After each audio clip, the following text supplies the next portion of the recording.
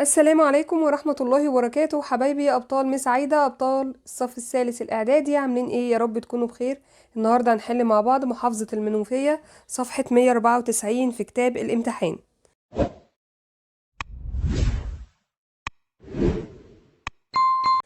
الخريطة بتاعة الامتحان النهاردة خريطة دولة نيجيريا اللي موجودة في معظم المحافظات. كتير بنقول إن احنا في حاجات مكتوبة عندنا على الخريطة ومش موجودة في شرح الدرس، ودي بنركز عليها كويس جدا.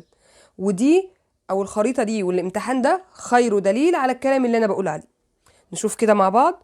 رقم 1 الخليج هنا، ده طبعا كلنا عارفين، وده خليج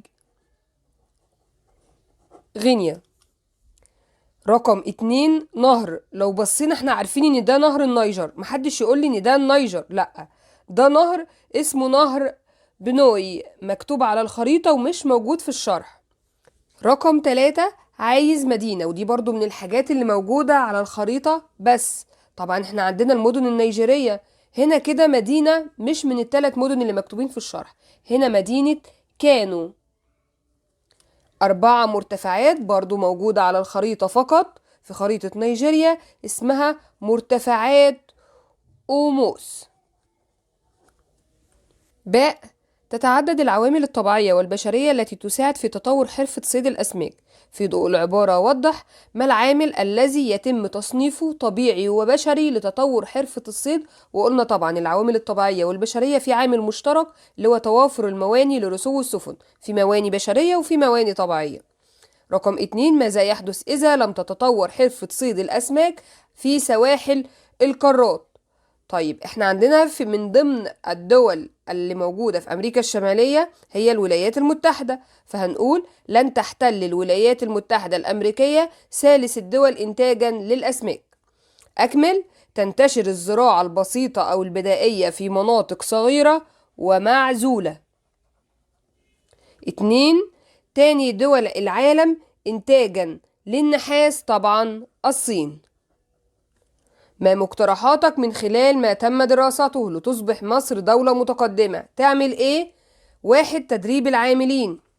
2 زيادة أعداد المصانع. 3 اتباع الأساليب العلمية وتطبيق الأبحاث والتجارب. دي نقطة من اللي احنا خدناها في دولة ألمانيا. اختر الإجابة الصحيحة مما بين القوسين. مصر أشهر الدول الأفريقية المنتجة لمحصول طبعا يبقى القطن، معروف. منتشر الرعي التجاري بأمريكا الجنوبية في الأرجنتين. يأتي ثلث إنتاج العالم من الغاز، طبعا قارة أوروبا. من المراكز الصناعية الحديثة، طبعا عندنا روسيا، أوكرانيا، اليابان، هي مصر من المراكز الصناعية الحديثة.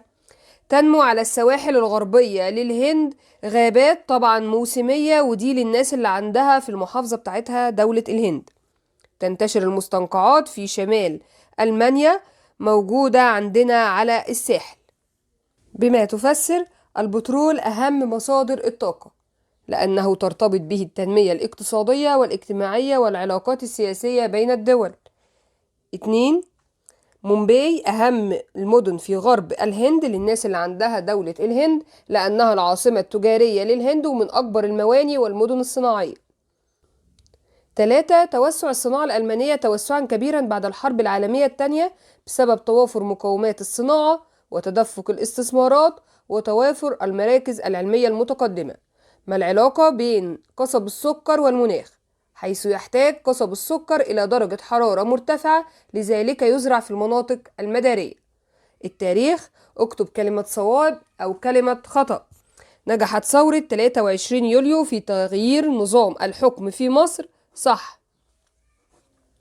نادى الرئيس مبارك عام 1977 بالسلام الدائم لكل شعوب المنطقة، طبعا غلط، لأن التصويب عندنا مش هيبقى الرئيس مبارك، ده كان الرئيس محمد أنور السادات.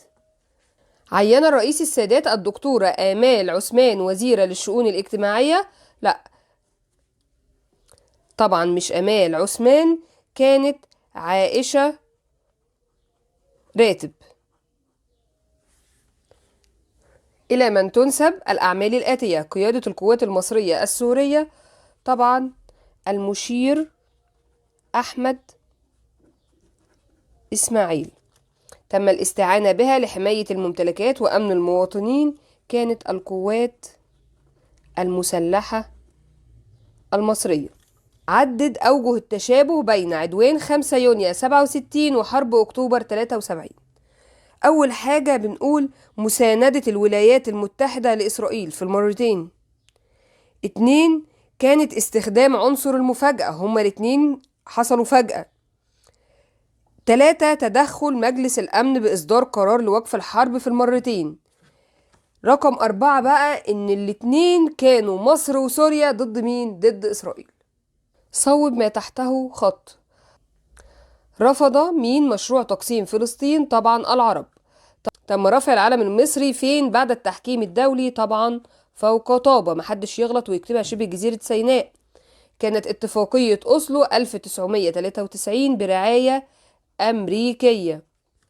فاز مين بالانتخابات 2014؟ محمد عبد الفتاح السيسي. الريحانة أول مجلة علمية مصرية؟ طبعا مجلة نسائية. اكتب المصطلح التاريخي لكل عبارة. عدم الانضمام إلى أي من الكتلتين، دي كانت عدم الانحياز. بعد كده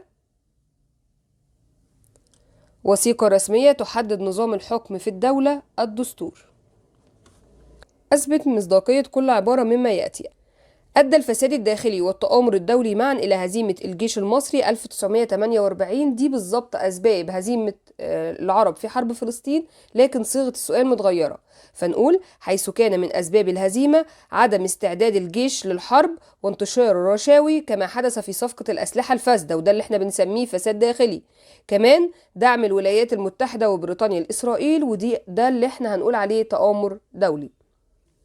نجحت القوات المسلحة المصرية في مواجهة الاعتداءات. نجحت القوات